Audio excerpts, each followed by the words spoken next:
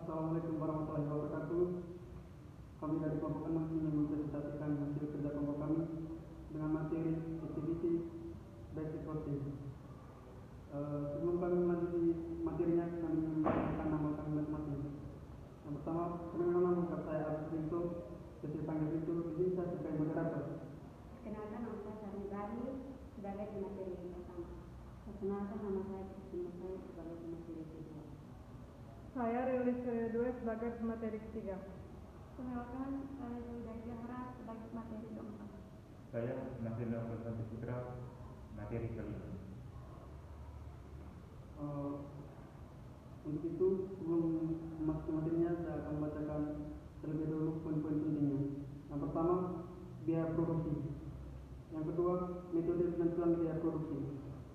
Yang ketiga, perbandingan biaya produksi konvensional dan kontemporer.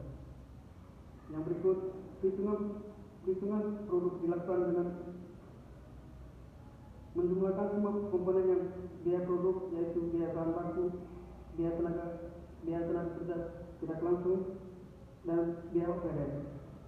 Selanjutnya, terdapat dua pendekatan. Yang pertama, pendekatan konvensional dan pendekatan kontemporer.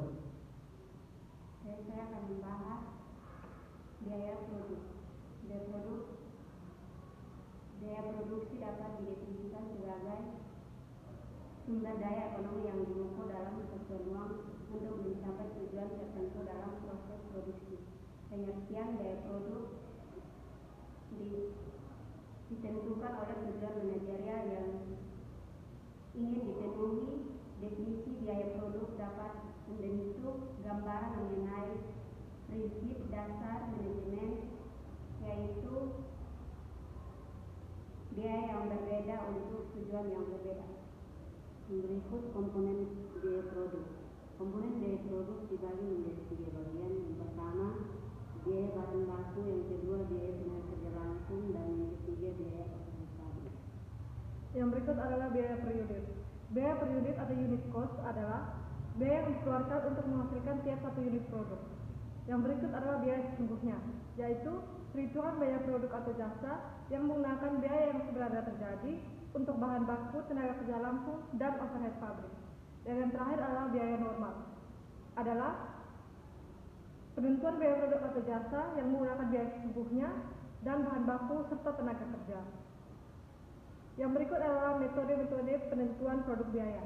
Terdapat 2 pendekatan yang digunakan di dalamnya, yaitu pendekatan berbasis unit atau konvensional dan pendekatan berbasis aktivitas atau activity based costing.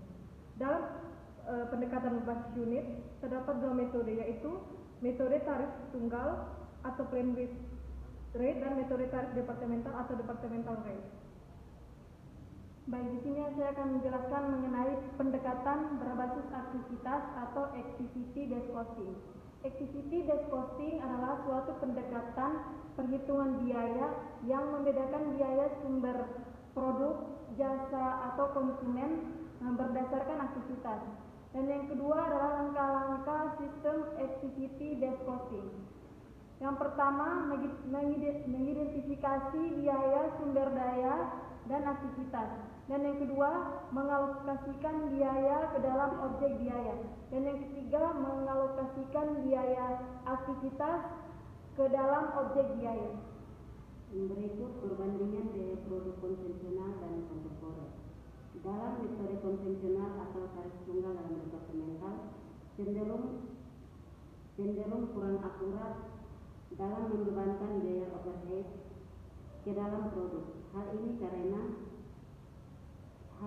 pada pendekatan konvensional terlalu menyederhanakan proses produksi dan produk atau jasa. Yang berikut, manfaat dan keterbatasan activity based costing. Yang pertama, manfaat yang pertama itu pengukuran profitabilitas yang lebih efektif. Yang kedua, pembuatan keputusan yang lebih baik. Yang ketiga, perbaikan proses atau proses improvement. Yang keempat, estimasi biaya. Yang kelima, penentuan kapasitas yang terpakai. Yang terakhir, tentang keterbatasan. Yang pertama alokasi, yang kedua pengabaian biaya, yang ketiga biaya dan waktu. Sekian presentasi dari kelompok kami. Kami ucapkan terima kasih.